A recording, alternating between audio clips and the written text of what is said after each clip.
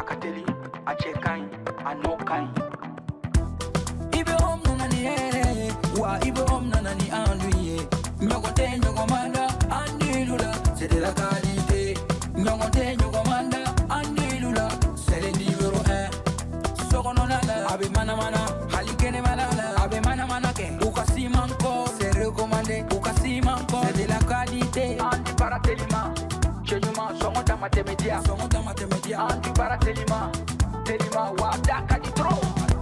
So don't know la fiera, pentiri ke la fiera. Ibe nani hera, mali severa. Andi intérieur, indox, andi extérieur. Exdox, songo matemedia do. Ani si mankol, abara no kanyine, abe jateliala, abika so nuguya,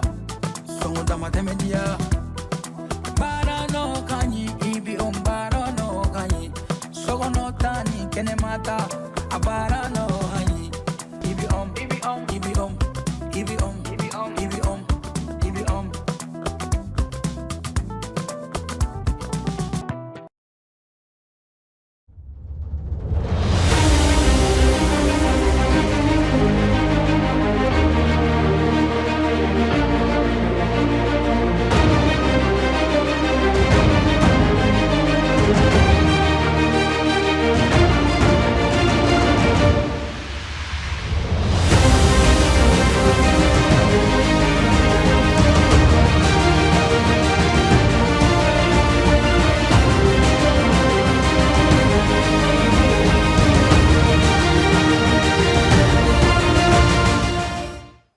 Ka foli kɛ aw bɛɛ Advance TV kan aw bisimila aw ka émission mandi kɔnɔna na forum des idées dɔgɔkun o dɔgɔkun an bɛ nin baroda in sigi aw ye ka maaw wele olu ka se ka na k'u hakilinaw di kunnafoniba minnu ni olu ye an ka semaine marqué kosɛbɛ Mali kɔnɔ farafinna kɔnɔ fo ka taa se diɲɛ fan wɛrɛw fana ma ni kunɲɔgɔn in kɔnɔna na an y'a kanu ka babuba fila de ta aw ye minnu ni olu bɛɛ lajɛlen bɛ tali kɛ Mali ani a kɛrɛfɛ jamanaw kunkanko la an ka babu fɔlɔ ni o ye thème ye u bɛ tali kɛ farafinya kilebi enfant jakulu min ni o tɔgɔ ye ko CEDEAO ale ye sommetba dɔ kɛ Sierra Leone'kaw fɛ yen semaine laban in kɔnɔna na a sommet baaraw bɛɛ lajɛlen kuncɛra ko jumɛn bɔra a kɔnɔna na enseignement jumɛn bɛ se ka sɔrɔ a kɔnɔna na ni Ala sɔnna ma an ka maa welelenw bɛna fɛɛrɛ kɛ k'u da don o ko in na k'aw ka se ka faamuya sɔrɔ o la ni an bɛ b'o la ka munumunu ka segin ka na Mali kɔnɔna na Mali ale ni Maroc ni ɲɔgɔn cɛ ko fɛnɛ ɲɛnabɔli ko dɔw bɛ sen na nin waati in na u ka forum min ni o ye forum des affaires Mali Maroc ye ale baaraw kɔni caman kɛra Mali kɔnɔ ni kunɲɔgɔn in kɔnɔna na ni Ala sɔnna ma o ko a kɛra cogo jumɛn a bɛ se ka fɛn jumɛn yɛrɛ yɛlɛma Mali ale ni Maroc ni ɲɔgɔn cɛ jɛɲɔgɔnyaw ko la ni Ala sɔnna ma an ka maa welelenw bɛn'u hakilina di o fɛnɛ kan an ka bi maa welelen ye maa saba ye ka se k'aw bilasira nin babuba saba in kan an ka wele sera Badi Ayidara ale ye analyste ye monsieur Ayidara an b'i fo baro kɔnɔna na an tɛ ka weleli la n bɛ foli kɛ an lamɛnbagaw bɛɛ ka foli kɛ teleso baarakɛmɔgɔ bɛɛ foli diyara n ye ka fara ale kan an ka wele sera Abdala Yatara ale ye consultant formateur ye monsieur Yatara an b'i fo baro kɔnɔna na monsieur Sayon k'i fana fo k'i waleɲuman dɔn ani Advance TV baarakɛla bɛɛ lajɛlen ani mɔgɔ sɔgɔlen don Advance TV la nin waati in na ka tila ka n barokɛɲɔgɔn fana fo k'o waleɲuman dɔn ka tila ka dugawu kɛ nin kɛnɛ in kuncɛko ɲuman Ala ka d'an bɛɛ lajɛlen ami Ala k'o dugawu minɛ ka fara ale kan an ka wele sera Amadu Jalo ale ye kunnafonidila ye monsieur Jalo an b'i fo baro kɔnɔna na ka Advance TV baarakɛla bɛɛ lajɛlen fo ka i yɛrɛ fo kɛrɛnkɛrɛnnenya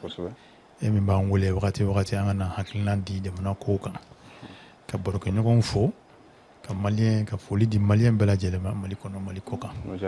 sango an ka malien minnu sigilen bɛ kɔ kan u bɛ to ka fɔ k'u b'an lajɛ kosɛbɛ donc a bɛ foli belebele bɛ d'u ma dɛ o caman bɛ weleli kɛ foli belebele d'u ma ka dugawu kɛ jamana Ala k'a kolo suma Ala k'an kɛ ɲɔgɔn fɛ tiɲɛ kan Ala ka jugu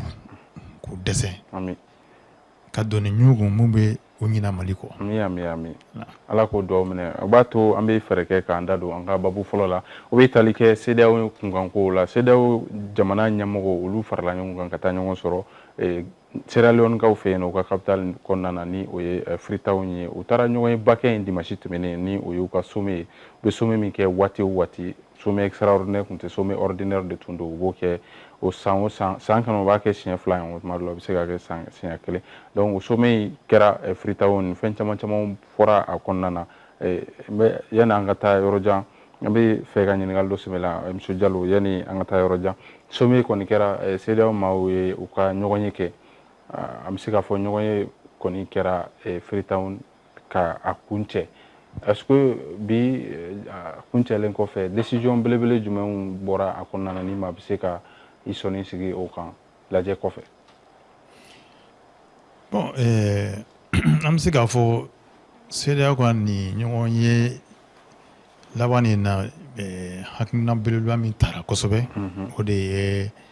CEDEAO yɛrɛ tɔgɔ bɛ min na n'o ye wariko ye hakili la sɔnni sigira o de kan kosɛbɛ parce que an bɛ wagati min na komi sisan CEDEAO tɔgɔla wari tɛ yen CEDEAO ye jɛkulu min ka baara bɛnnen bɛ ka adamadenw cɛ dilan jamanaw ni ɲɔgɔn cɛ ka taga ni ka segin nɔgɔya ka jago ni ko caman nɔgɔya adamadenw ni ɲɔgɔn cɛ an ka farafinna tilebi an bolo in fɛ nka wari tɛ u bolo i n'a fɔ UEMOA bɛ cogo min na wari t'u bolo ka bɛɛ jɛnnen tɛ wari kelen na wari jɛnnen bɛ wala n'a bɛ f'o ma ko monnaie commune o tɛ CEDEAO tɔgɔ la depuis wagati jan u baaraw boloda a ka ca ni san 10 ye bi taga ni ka segin bɛ ka k'a kuma la don o don ni zen u ye kuma kura fɔ a la ko tuguni yarɔ lajɛ tɛmɛnenw na u kun kumana wari dɔ kan n'a bɛ f'o ma ko ECO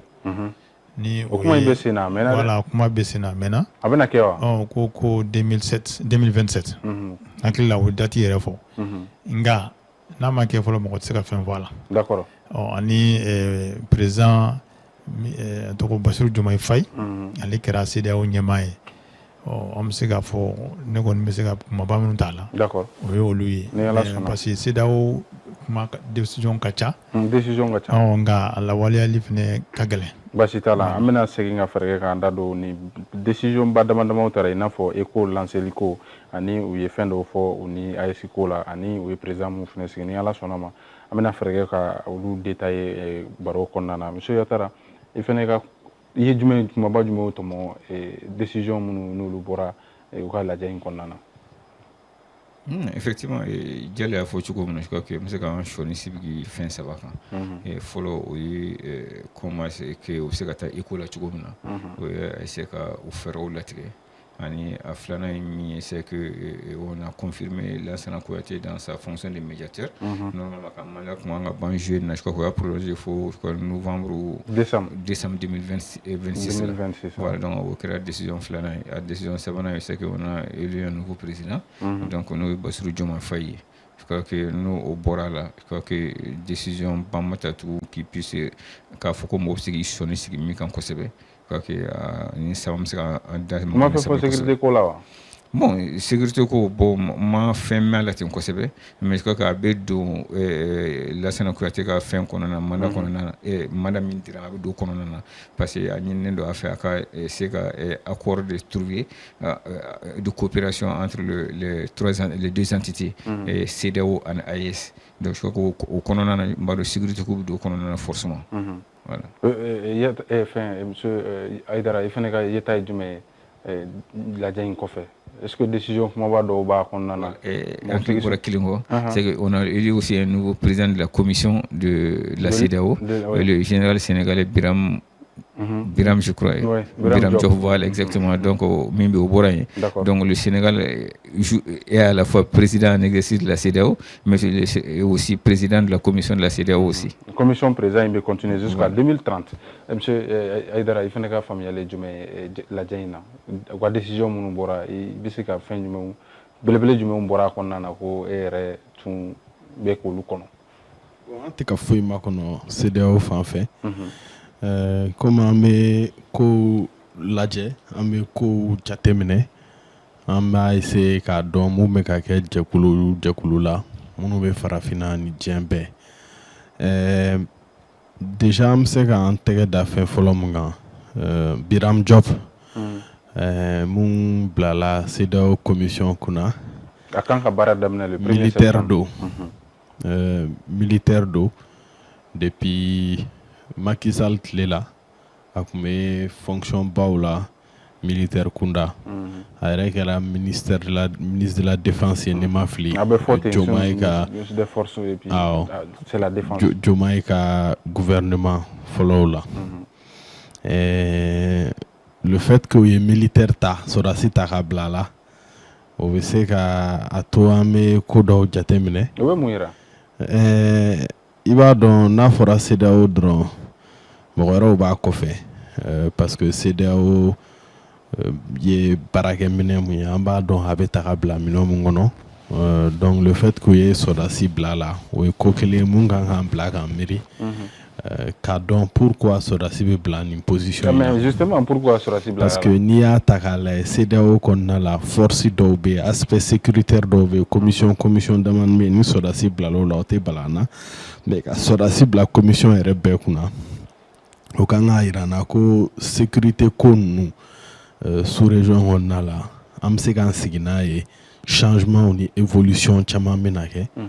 a bɛ se ka kɛ an kɔfɛ dugu dɔw bɛ yen tubabu dugu dɔw bɛ yen olu fana bɛ fɛ ka n'u sen don sécurité ko in na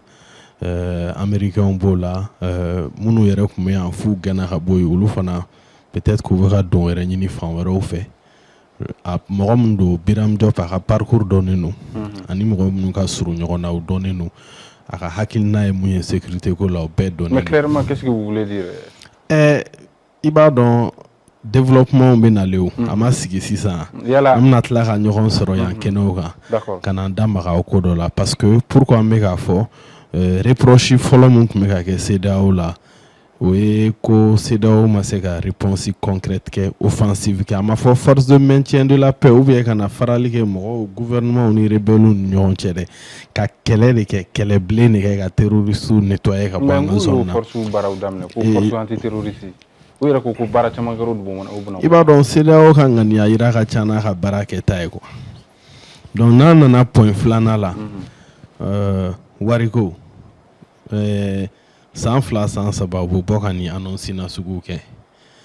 f'an ka historique dɔ fɔ rapidement mɔgɔw bɛ se ka mun faamuya kuma la CEDEAO tun y'a ɲini a mɛnna a ka ca ni san 10 ye comme grand frère y'a fɔ cogoya min na ka nin monnaie in bila en place n'i y'a ye a ma kɛ halisa c'est que an tɛ ka bɛn ko dɔw kan an tɛ ka bɛn ko minnu kan olu ka ca mais ko damadamani bɛ yen mun bɛ ko bɛɛ jubaju ye wari kura min n'a créera o ye franc CFA bɔlen UEMOA la parce que UEMOA jamanaw bɛɛ bɛ CEDEAO la donc ni CEDEAO ye wari ta o ye franc CFA wariko bannen bon mɔgɔ min kun bolo bɛ franc CFA kɔrɔ ale fana bɛ fɛ a bolo ka don CEDEAO wari kelen in kɔrɔ bon jamana minnu dɔw tun bɛ yen olu tɛ franc CFA kɔnɔ n'o ye Nigeria ni Ghana ye olu ko n'an bɛ taa wari kura créer k'o kɛ ECO ye aw ye franc CFA bila minɛn mun kɔnɔ ka loi minnu ta ka sɛbɛn minnu ta minnu bɛ baara kɛcogo fɔ an tɛ jɛn n'o ye an tɛ na kɛ n'o ye o sen fɛ Alassane Ouattara ni Macron je crois que Macron ka anniversaire de tun don a taara fêter Côte d'Ivoire discours conférence de presse la u bɔra ka annonce kɛ ko ECO kuma mun bɛ ka fɔ CEDEAO boloda ko fo France tɛna k'a la ko derrière k'olu to ECO in na quoi ko UEMOA jamana ninnu k'olu bɛna franc CFA yɛlɛma ka kɛ ECO ye ko donc ECO UEMOA an b'o wari ta ko n'an taara ɲɛfɛ nansarakan na a bɛ fɔ les critères de convergence économique ko n'an bɛnn'o kan an bɛ sɔrɔ ka ECO in bɛ sɔrɔ ka UEMOA ka ECO in bɛ sɔrɔ ka yɛlɛma depuis o kɛra o ye n'an k'a tɔ bɛɛ la je pense que o waati ninnu yɛrɛ de kɛra dernier événement ye k'a ko kun ka kalan waati min na a kuma kun bɛ bɛɛ da kɔnɔ o annonce kɛlen dɔrɔn mɔgɔw ko a dabali banna annonce in juguya yɛrɛ ye mun ye Macron ni Ouattara ye nin annonce UEMOA jamanaw tɔgɔ la alors que UEMOA jamana président si ma bɔ k'i da maga nin ko in na. D'accord. Et monsieur Diallo, effectivement, effectivement, ECO est lancement kokan. Effectivement, décision Chamambora et réunion condamna. ECO ko ni kuma soni sigiro kan kosebe ka foka lancement kan ka 2027 condamna. Mais ku bina ke jamana munu nilu prelendo. Munu nulu ma pré munu lu deme ulu ka se ka pré ka doa kono doni. Est-ce que rebolo ECO be se ka lancer 2027 là?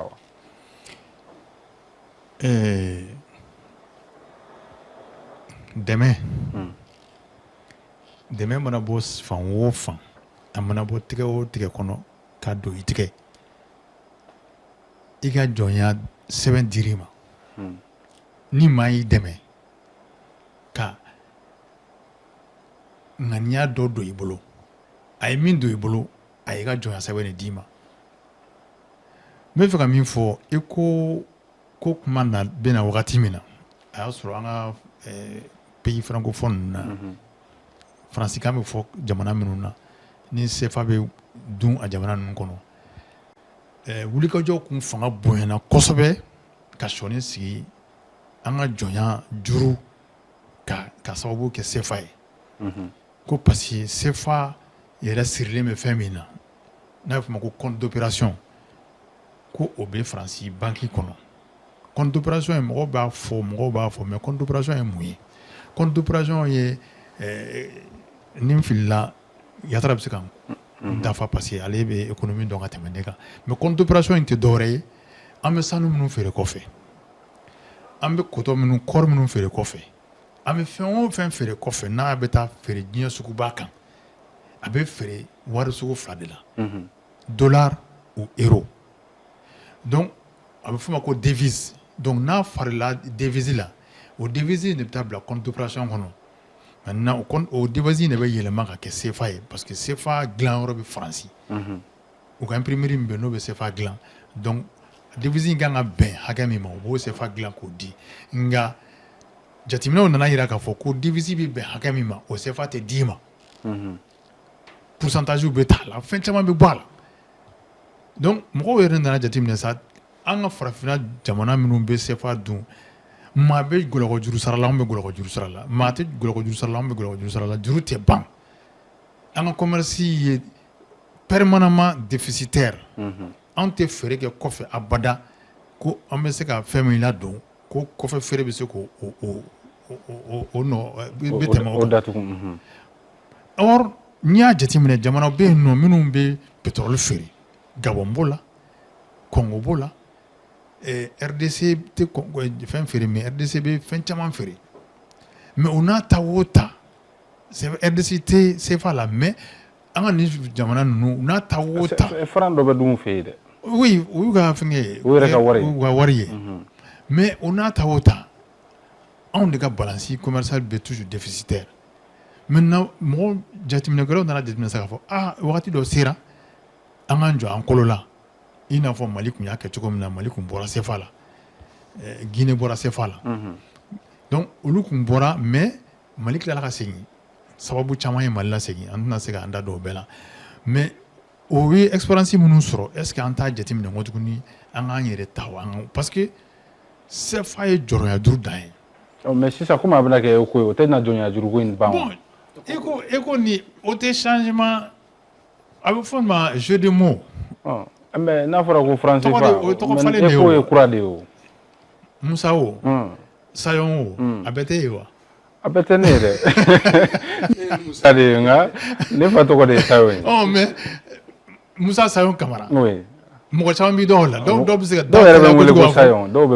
n wele ko Sayon donc a bɛɛ tɛ ye kelen ye wa o bɛɛ ye ne kelen donc dans ce cas CFA ni ECO a bɛɛ ye fɛn kelen de ko ye a bɛɛ ye wari min n'an b'a dun wari min n'an bɛ baara kɛ n'a ye wari ni sun bɛ yɔrɔ jumɛn a kalifalen bɛ yɔrɔ jumɛn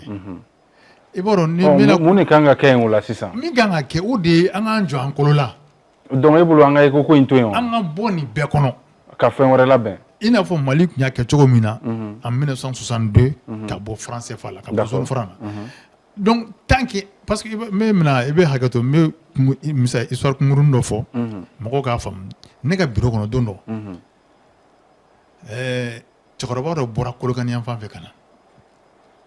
a bɛ kibaru baara ninnu kɛ komi ne ka baara tun ye kibaru baara ninnu ye donc a bɛ kibaru baara ninnu kɛ an ye baro kɛ wariko la a ko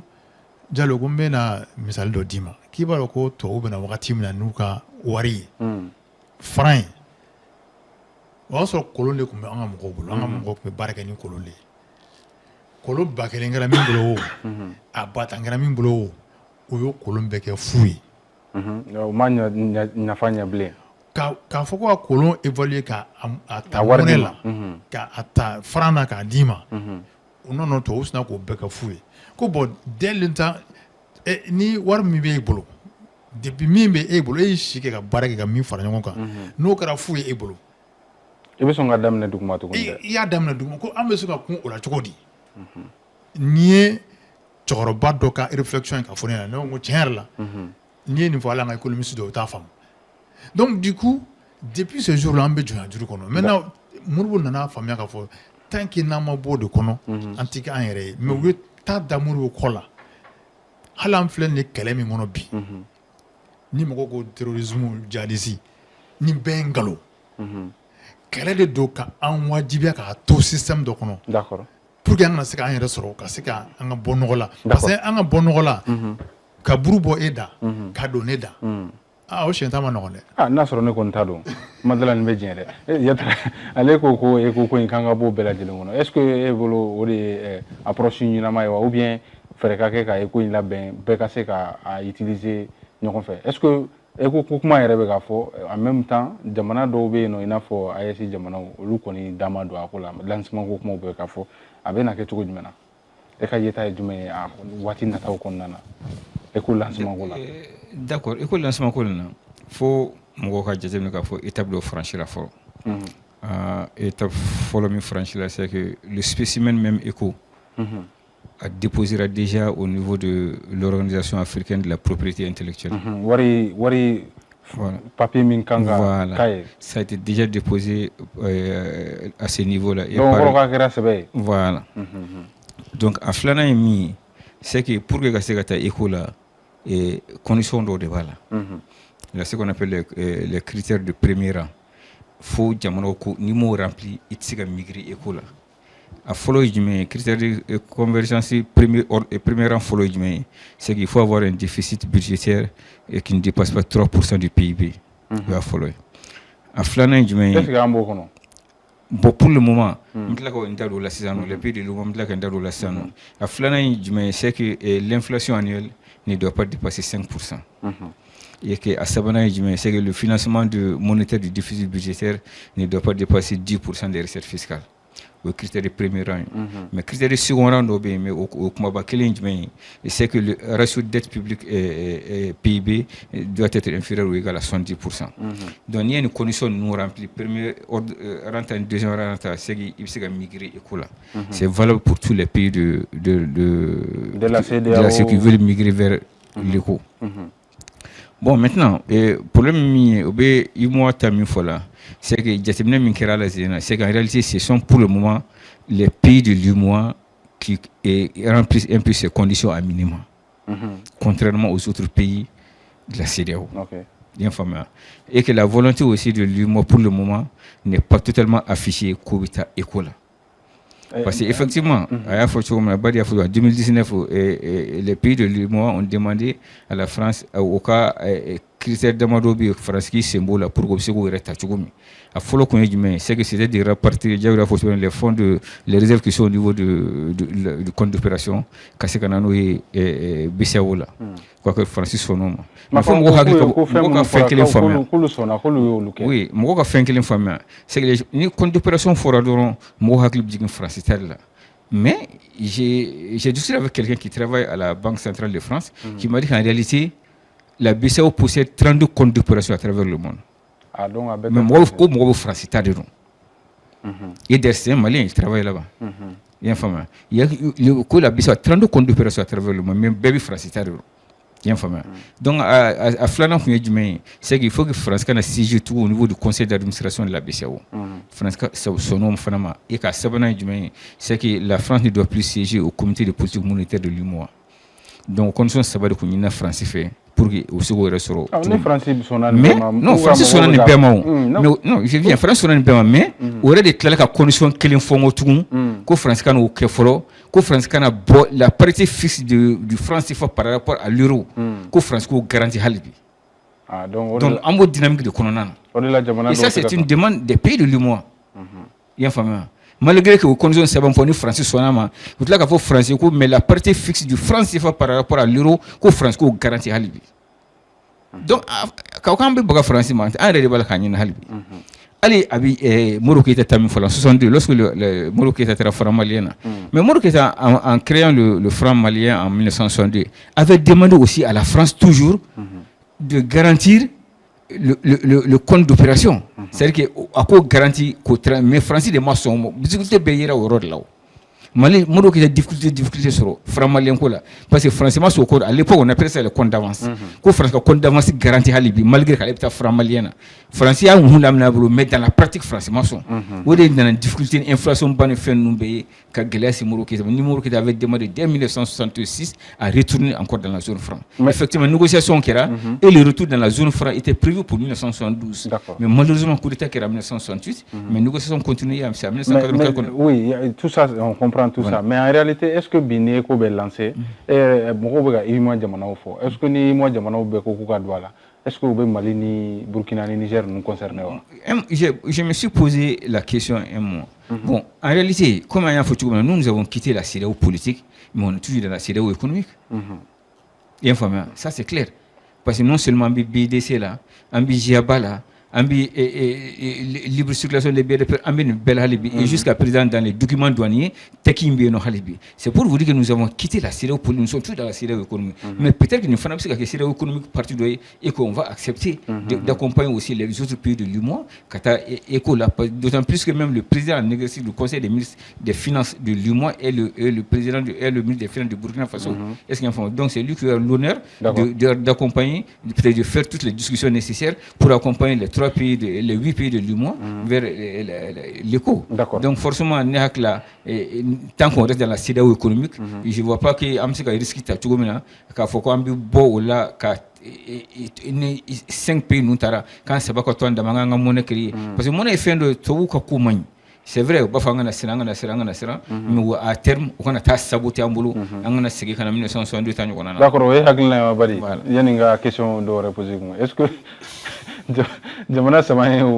ukanga to kerefe wa ou bien ukanga do ekoko inade? Bon, déjà quand il faut bi débat compter en il faut mo ye français fa et John ya minemu et anyo kuma fo mo yo kuma fo kaban depuis 2005 nous faut kana 600 faut depuis watim na mo kunta famia faut bea famia 600 mais Abdallah ko donc ma kanyebe francika compte d'opération ni là et francika compte d'opération ni to tatekile banque centrale BCAO et banque centrale ni BCAO jamanao anga iyo jamanao BCAO ulu mana fere fen ke kenema mɔgɔ b'u sara u ka wari la a bɛ se ka kɛ euro ye a bɛ se ka kɛ yuan ye chinois i taara sanni kɛ yɔrɔ min na olu b'a fɔ k'i k'olu sara wari min na o wari bɛ bɔ compte minnu kɔnɔ a bɛ fɔ o de ma compte de devise donc o compte caman bɛ kɛ banque centrale bolo pour que ka compensation kɛ c'est-à-dire ni fɛn dɔ feerela chinois ma chinois b'a fɔ ko ka yuan d'ale ma donc il faut que yuan quantité dɔ ka kɛ banque centrale bolo pour que commerçant min bɛ ka sanni kɛ n'o franc CFA kɛ a ka se ka yɛlɛma n'a ye mais franc ta kun t'o ye dɛ franc ta kun ye mun ye franc bɛ wari de garantie donc o garantie senfɛ a bɛ montant dɔw de minɛ mun ye garantie contrepartie pour que ka se ka baara dɔw kɛ n'a ye donc wari kuma comme y'a fɔ cogoya min na kuma yɛrɛ tɛ franc CFA kan o kuma ninnu banna ka ban mais par contre n'a ye diɲɛ bɛɛ ta k'a lajɛ jamana fanba bɛɛ n'a yɛrɛ ka wari de don jamana minnu jɛlen don wari kelen na diɲɛ na a man ca kosɛbɛ Union européenne b'a la CEDEAO b'a la CEMAC b'a la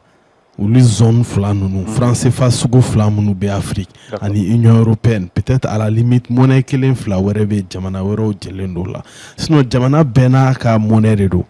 e yɛrɛ ka ko in jateminɛ Musa an kan ka kuma ekoko la ou bien mɔgɔ dɔw y'a fɔ an ye san jan tɛmɛnenw non franc CFA an ka wari de a b'an sago de la an ye franc kɛ tan an ye nin bɔ a la an ye nin bɔ a la bon n'an kan ka bɔ franc CFA la ka na éco la ne t'a dɔn franc kuma bɛna mun ɲini nin na o franc sɔnna franc ma sɔn o man ka don kuma la o franc da yɛrɛ man ka don kuma in na o i b'a dɔn pourquoi a da bɛ don kuma la Abdallah ye mun fɔ garantie in yɔrɔ bon sisan an ka moi président na économiste na hakili jagabɔ mɔgɔ ninnu olu de bannen no ka sɔn a ma k'u yɛrɛ ka wari gérer comme jamana bɛɛ b'a kɛ cogoya min na diɲɛ na e ka kɛ comme réalité foyi t'a la réalité foyi t'a la an bɛɛ taara école kelenw de la réalité foyi t'a la donc olu dɔrɔn de b'o réalité dɔn diɲɛ jamana tɔw si t'o réalité dɔn o keguya b'olu dɔrɔn de la n'a fɔra ko souveraineté indépendance o de don i bɛ wuli i ka faamuyali cogo i ka dɔnniya i b'a kɛ n'o ye n'a ma ɲɛ i yɛrɛ nɔ don n'a ɲɛna i alhamdulilayi n'a ma ɲɛ mun ma ɲɛ a la i b'o jateminɛ i bɛ taa i b'o labɛn diɲɛ bɛɛ b'a kɛ ten de o donc nin ko in c'est-à-dire que pour les pays de l'AES an kɔni ŋaniya dɔnnen don an tɛ ala deli yɛrɛ an k'an yɛrɛ sɔrɔ nin fɛn in na parce que ne bɛ ko in taabolo la cogoya min na CEDEAO jamana tɔ ninnu tɛna don a la Yatara pour qu'il y ait une différence yɛrɛ faamuya tɔgɔ ko tɛ koyi Yatara ye critère dɔw fɔ premier ordre ni second ordre anw ka logique la ni ko anw minnu bɛ hakilina wɛrɛ ta nin ko in na nin critère ninnu yɛrɛ tɛ critère ɲɛnamaw ye quoi i y'a remarqué IEMOA pays ninnu de b'a critère respecté minnu tɛ IEMOA la o t'a respecté parce que an ka monnaie in kɛlen don pour que ka wari gɛlɛya quoi wari kana circuler wari tɛ fabriquer facilement ka gɛlɛya o de ye inflation ni fɛn ninnu k'a bloquer a kana caya kosɛbɛ baara kana se ka kɛ a ŋaniya yɛrɛ o de soit disant ko inflation alors que jamana dɔw bɛ yen u bɛ monnaie utiliser ka wari imprimer k'a dɔgɔya k'a adapter k'a bɛn situation ma an tɛ se k'o kɛ. Diɲɛ bɛɛ bɛ parité fixe ye mun ye a lielen no euro la c'est-à-dire an ka wari yɛrɛ tɛ franc CFA yɛrɛ tɛ exister a bɛ comme euro mɔgɔ diɲɛ kɔnɔ jamana minnu b'o la a man ca o bɛɛ ta bɛ fluctuer bɛɛ b'a gérer ou bien walima anw de ye denmisɛnninw ye wa anw de t'a ɲɛdɔn wa anw de tɛ se wa ou bien anw ye jɔnw de ye wa fo k'an tɛgɛ minɛ fo k'an ka bɔ nin kɔnɔ maintenant an ŋaniya ye mun ye AES k'a ka monnaie ɲini wa économiste kunda o yɛrɛ la position fila bɛ yen yɔrɔ n y'a f'i ye ko jamana fanba bɛɛ n'a ka monnaie don dɔw yɛrɛ ko k'a ma se an bɛɛ ka fara ɲɔgɔn kan ka monnaie kɛ bɛɛ k'i ta kɛ n'an tɛ ka bɛn a la bɛɛ k'i ta kɛ an ka avancer pour que a bɛ se ka valeur ba non wari valeur ko a ka bon a ka dɔgɔ o tɛ dépend jamana hakɛ min b'a la a tɛ ɲɔgɔn ɲɛ sira la yɛrɛ. D'accord. Deuxième option ye jumɛn ye? Bon, deuxième option, soit AES va créer, soit AES jamana ou bebou ta créer, mais on a gagné AES car on monnaie créée. Et puis de toutes les façons, nous y a le managata école, choix fla de béo. Soit on met tout, soit on met beaucoup, n'amboru, on y warta antina qui a manta de créer. Donc on m'a biscuit ou coup télé à refna quand télé à d'accord, oui, réaction oui. Et il faut voilà, c'est qu'en réalité aujourd'hui Mali est position maintenant, Niger ni Burkina Faso. Mais aujourd'hui économie force et monnaie forcément à fanga dépend économie force là. Et aujourd'hui, quand tu prends même le budget du Mali, aujourd'hui, un budget où est réparti dans poste n'andrôle de nos comptes, le salaire, le fonctionnement, la défense et le remboursement des dettes. Et puis c'est comme Maurice qui est là. Aujourd'hui, c'est un budget de 3 000 milliards. Bon, avec ce qu'on appelle le collectif budgétaire de juin, on en a 3 400 milliards là. Ça fera un peu les 4 000 milliards. Pratiquement, il va peut-être 3 000 milliards au Nanine déjà. Ça veut dire qu'en économie, position Minabi, c'est très risqué. Quand on a une monnaie créée en réel, non, je viens. Et d'ailleurs, la preuve, c'est qu'on faciliter sur le marché financier de l'UMOA là. Ou faciliter parce que même le ministre des Finances a dit en 2026, le Mali a besoin de à peu près de 1400 ou 1200 milliards sur le marché monétaire, le marché financier de l'UMEA. Non seulement quand on a un déficit financier, mais aussi que moi, en réalité, on a sera au prêt nous de parce que tout simplement, moi, là, on est douane un peu qu'à fond là souvent, ça tarde un peu. Donc, on est obligé de partir sur le marché financier de l'UMEA, qu'on nous taxer le fonctionnement ni salaire nous. D'accord. Il faut qu'on soit un peu réaliste. À Kadambé, mais là où, parce qu'on a eu depuis 2012 avec la fois on a eu un peu fragile aujourd'hui, il faut se le reconnaître. Donc, forcément, on a tout fait, donc on a un peu de même qu'on a plus grand fond à d'accord, Basita là, oui, maintenant question posée qu'on a même ta réaction qui est Kasoroka Djabi. Effectivement, il y a des sommets référés qu'on a, oui, comment on ni AES ni ñokonte reko kan ka foko dialogue négociation kan ga damne o négociation yere qu'on a eu comme médiateur ka mandat prorogé ka ta fo décembre nato qu'on a oui condition d'opposer parce que ko jamana membre si kana accord bilatéraux kɛ ni AES jamanaw ye min b'a to min bɛ se ka gɛlɛya don CEDEAO cohésion na i ka yeta ye jumɛn ye o situation in na sani n ko o ɲininkali jaabi n bɛ fɛ ka min fitinin fara fɛn kan dɔrɔn o de ye ECO yɛrɛ nana kuma nana cogo di paniki de nana n'a ye mais mɔgɔ caman hakili t'o ye paniki de don en réalité parce que CEDEAO tun bɛ dynamique dɔ kɔnɔ monnaie unique ko in na n'o de tun ye les 3 zones francs parce que 3 zones francs de tun bɛ CEDEAO kɔnɔ zone franc o ye UEMOA ye CFA ye Nigeria o b'a dan na Ghana b'a dan na La Guinée fana b'a dan na maintenant an si ka économie stratégie tɛ kelen ye donc UEMOA ye critère dɔw sigi donc jamanaw k'i conformer o ma mais o tun bɛ ɲini kana sɔrɔ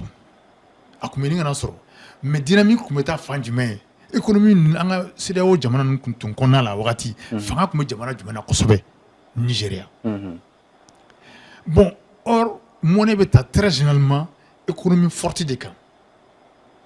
fanga bɛ min na fanga bɛ économie min na o de b'a supporter donc dans ce cas n'o tun kɛra a tun bɛ kɛ basculement de ye o basculement na sisan nɔ CEDEAO économie ka taa reposer Nigeria économie kan Nigeria tɛ Faransi ka influence kɔnɔ a ko in bɛɛ ye Faransi ko de ye kɛ non Nigeria tɛ Faransi ka influence kɔnɔ maintenant Faransi ta bɛna k'ala mun ye o paniki de nana Français la Alassane y'u ka représentant ye donc u donna Alassane fɛ ni ECO ko kuma ye ni Macron nana ko bon ko CEDEAO ko yɛrɛ tɛ yen bilen k'an bɛna taa ECO la mais depuis a wagati Ala ka hinɛ président Mohamed Buhari la Nigeria président kɔrɔ o ko depuis a wagati n'o de don olu t'a la a mankan tun cayara waati la ale y'a ka demandation pour dire que tout simplement ECO ko ni c'est des faux débats on va concentrer en développement. D'accord. C'est encore mieux. Maintenant, CEDEAO ni UEMOA et c'est AES. Le dialogue ou les négociations. Bien sûr, balao. Pas c'est bien là. Avec mais. Avec combien de bacons dominicains? Ni CEDEAO koko jamana don. AES koko jamana don. Donc avec mon nom fait. Peuple ka here. Ne connais bolo au discussion manon et mangelen. Maintenant, il y a un problème d'influence. Le nom AES gêne. Parce que AES, Jamana Dobé, au lieu de faire AES, qu'on y rebe au clos là, il n'a pas. Nous est sponsorisé. Nous est Jamana Doga sponsorisé, c'est d'ailleurs qu'on a. Il n'a pas France. Parce que en bas, il faut que tu avec mon canapé au fin de parce que le problème est mieux. Non, mais pourquoi la France revient toujours dans nos questions? Et Moussa, pourquoi la France revient toujours? Qu'on a diminué ou n'y a diminué? Ok. Amé vous fantaya là, fantaya du coup. Ça bi woro indépendance. Ni demain fera un galère à donner le fantaisie bois là. Ah, moi au quoi il va se recourir à un yere barake balé. Non, ama barake balé à tout codi. Mais ça les Kunguruni. Amotman Touré. À la Rahinala. À la deuxième mandat qu'on a là. Mon gars, interconnexion, histoire, il faut. Est-ce que Eba histoire d'on? Est-ce que Malien Chama histoire d'on? Interconnexion n'en a mis non fait. A été un projet d'État, un projet structurant, industrialiser le Mali, un programme d'industrialisation du Mali. On s'est fait Asie SA Keira. On s'est fait Sotiba à toi et dit Jalakorobu zone industrielle Keira. Bon, Jalakorobu zone industrielle créée Yoromina. On a créé la Mali région belle. Netara Chama inauguration. D'accord. Maintenant, nous on a posé à présent, nous avons une zone industrielle où finance et fait aménager. Courant de Kachokodi. Courant Mimbamolo ou offre à bon. Où vous avez Jabo Koka bon. Courant de Côte d'Ivoire. Amta courant à Côte d'Ivoire. Aïe Djouroni, Indien a banque de refait. Ore juru du Mali la. Mali ka taa interconnexion in sara. D'accord. Maintenant au Indien de clala ka Mali dɛmɛ ka interconnexion in sama ngana. Pour dire hakilina bana. Hakilina bana. Mais pourquoi Mouroubo moi ne m'a akuma me mɔgɔw anti bara fɛ anti ta. Mais Mouroubo Mouroubo bin. Ouais. Mɔgɔ bɛ se ka bara ko kuma fɔ Mouroubo ya. Est-ce que mɔgɔ bɛ se ka bara ko reprocher Mouroubo la? D'accord. Donc pour dire que non, tout simplement système de kɛlen bɛ k'an bloqué parce que non n y'o de la n ye buruko kuma in fɔ d'accord ka buru bɔ e da k'a don ne da bi c'est u ye moi c'est a tɔgɔ AES kɛlen ka ko caman gɛlɛya Faransi bolo gɛlɛya bɛ Faransi bi malien fɛn ka mɔgɔ bɛ Faransi bɛɛ bɛ k'a fɔ ko gɛlɛya bɛ Faransi bi ko batara ko tɛ parce que tout simplement u tun bɛ fɛn dɔ de kan u n'o f'u ye i Nigériens ka fɛn ta dɔrɔn Nigériens ka uranium ta dɔrɔn uranium bɛ san hakɛ min na marché mondial kan ani olu tun b'a ta Nigériens bolo cogo min na ka taa Faransi kɛ première puissance industrielle en énergie atomique en énergie nucléaire a bɛ k'a sɔrɔ a tɛ bɔ u fɛ yen c'est que u bɛ dɔ de kɔ la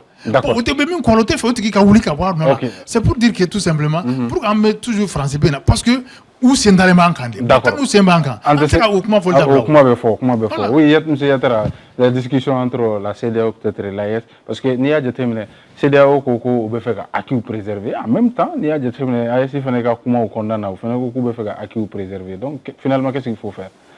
est-ce que discussion est man nɔgɔya discussion nɔgɔyara c'est ce que j'avais dit à un moment où à force de discussion au reste sonnamment la CEDEAO a déjà acté le retrait de ces trois pays là maintenant oui Lassana Conté mandaté ka se ka négociation médiateur mais c'est pour avoir des accords de coopération entre les deux entités yan faamuya effectivement il y a fɔ cogo kun ya question posée dialogue kuna peut kuma fengara ma se ka akli bora ka répond c'est que ko kan accord bilatéraux signé avec les pays mais faut s'abstenir oui mais il n'y a même pas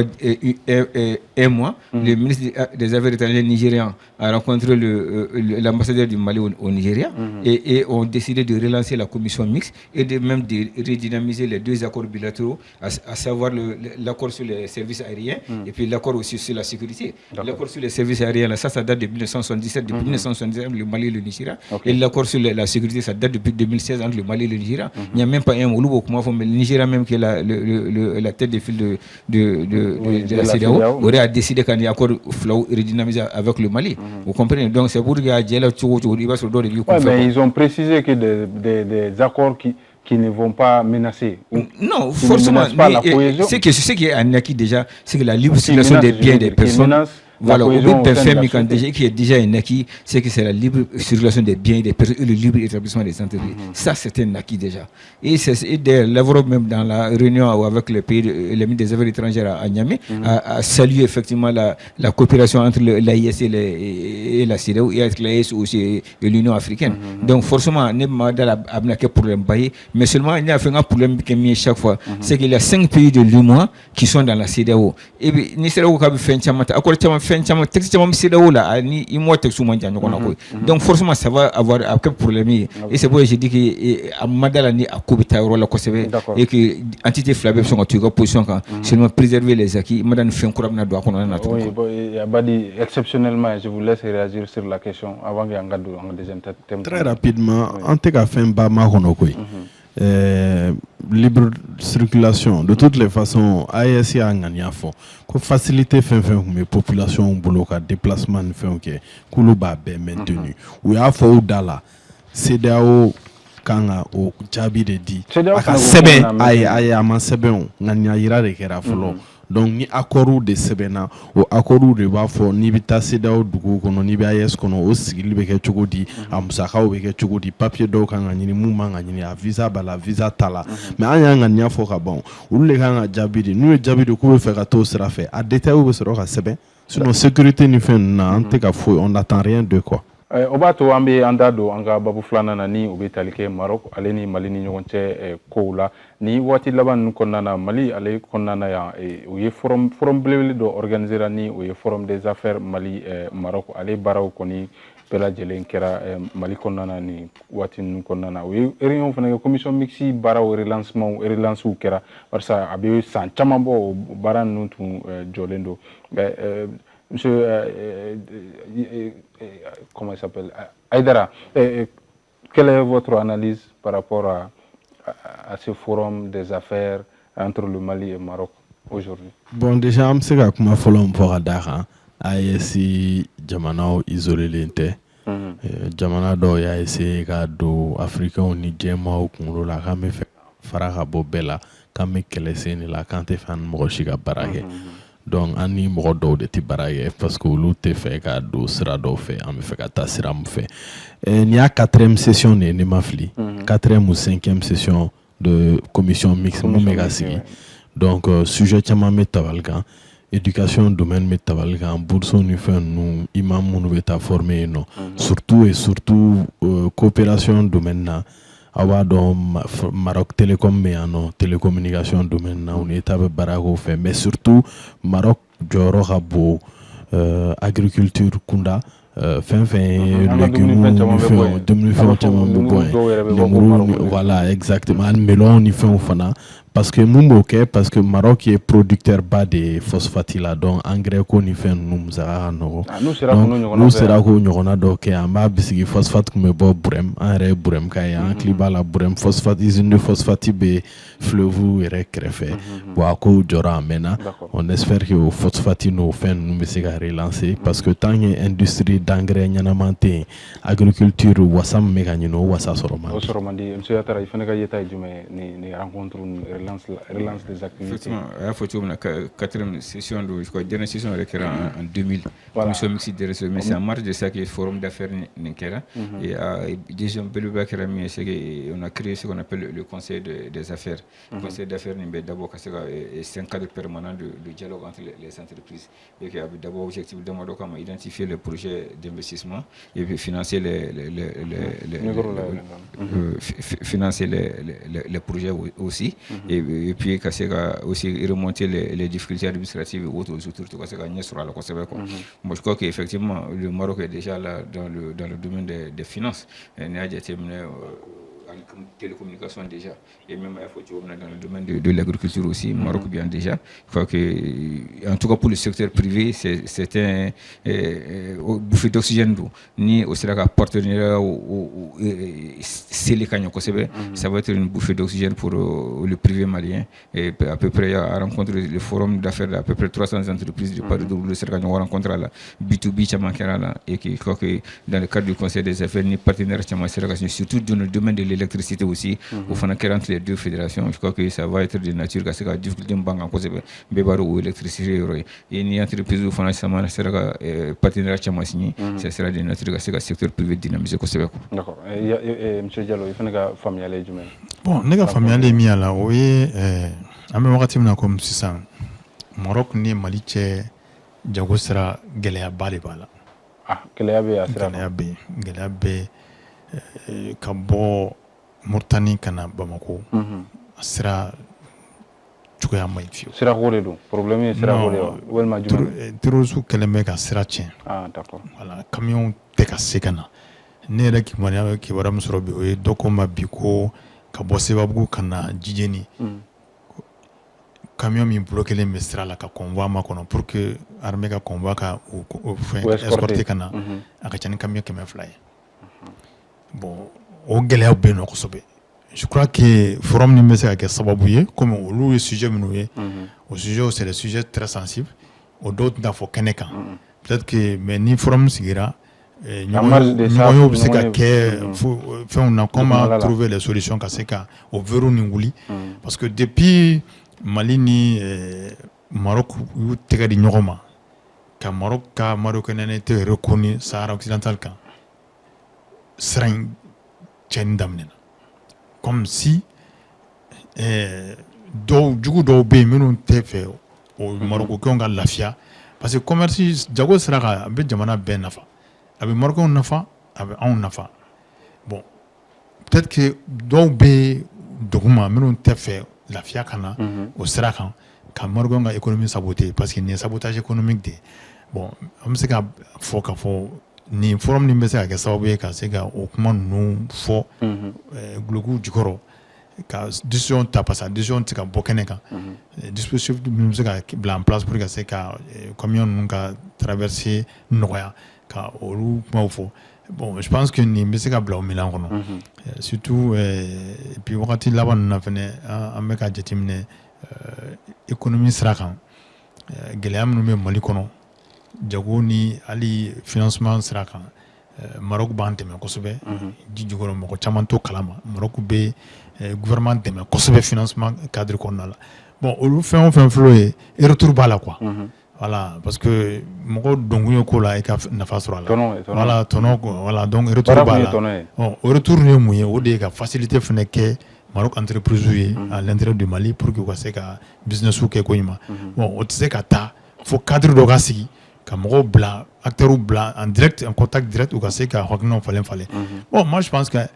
o de la n y'a fɔ kuma daminɛ la binsiri b'a la ba siri bin na a bɛɛ ye ba ka nafa ko ye donc anw de b'an jija ka an tigɛ di ɲɔgɔn ma an somɔgɔ minnu bɛ hakili yɛlɛma kɔnɔna la terrorisme kɔnɔna la ka kumakan bila u ma u k'a faamu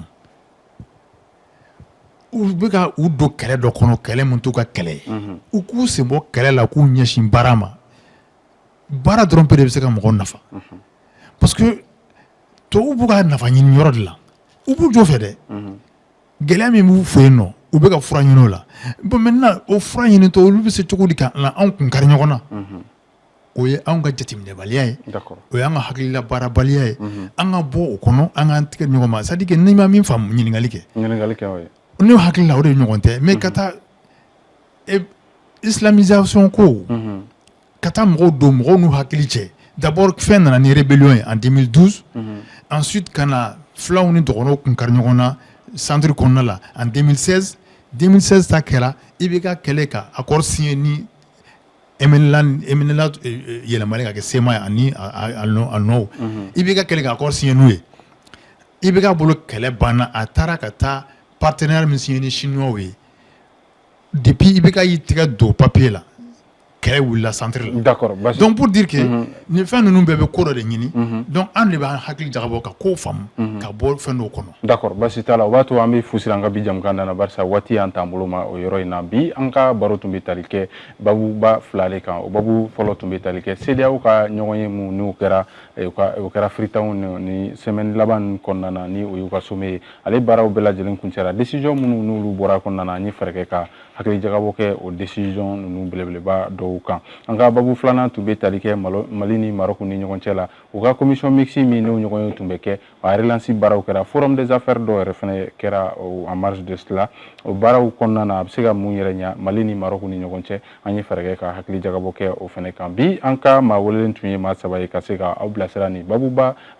fila in kan an ka wele kun sera Amadu Jalo ale ye kunnafoni dila monsieur Jalo an b'i fo i ka wele jabili la ka fara ale kan an ka wele kun sera Abdala Yatara ale ye consultant formateur monsieur Yatara an b'i fo i ka wele jabili la baro kɔnɔna na ka fara ale kan an ka wele kun sera Badi Aidara ale ye analyste ye monsieur Aidara an b'i fo i ka wele jabili la ka foli kɛ aw bɛɛ lajɛlen lajɛli la ka foli kɛ ɲɛmaaso ye ka foli kɛ technique ye an bɛ rendez-vous d'aw ma aw k'an bɛn semaine natɔ ni jamukan kelen kɔnɔna na.